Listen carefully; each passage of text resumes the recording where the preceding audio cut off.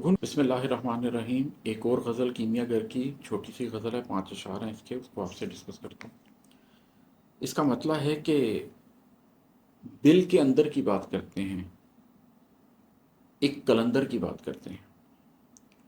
اچھا، جو روحانی سلسلے ہیں میں اس معنی میں تو بالکل بھی اسپرچولی بلیو نہیں کرتا ہوں، لیکن کلندر کے بارے میں ایک روحانی سلسلوں میں ایک بات ہوتی ہے کہ بیسیکلی یہ کل اندر ہے۔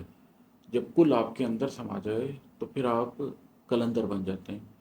میں قطعی اس وقت کون کون کلندر تھے اور ان کی کیا روحانی مقامات تھے اس سے بالکل ڈسکشن نہیں کر رہا، کیونکہ ان چیزوں کو تو میں ٹھیک نہیں سمجھتا، لیکن جسٹ ایک گرامر کے پوائنٹ آف ویو سے، ایک لفظ کے معنی کے پوائنٹ آف ویو سے یہ لفظ مجھے خوبصورت لگتا ہے کہ اگر کل آپ کے اندر آ جائے تو آپ کلندر ہو جاتے ہیں۔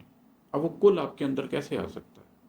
بیسیکلی یہ کائنات تو آپ کے اندر نہیں سما سکتی، لیکن اللہ جو اس کائنات سے بہت عظیم، بہت وسیع ہے، قیامت کے دن زمین اس کی مٹھی میں ہوگی، ساتوں آسمان اس کے ہاتھ کے گرد لپیٹے ہوں گے۔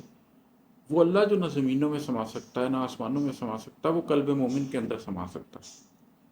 تو دل کے اندر کی بات کرتے ہیں، ایک کلندر کی بات کرتے ہیں۔ یہ جو دل ہے، اس دل کے بالکل پاس، یہ دل تو ایک عضو جسمانی ہے، لیکن اس دل کے بالکل پاس ایک عضو روحانی بھی ہے جس کو قلب بولتے ہیں، اور وہ قلب اگر زندہ ہو جائے تو اللہ اس قلب کے اندر سما جاتا ہے۔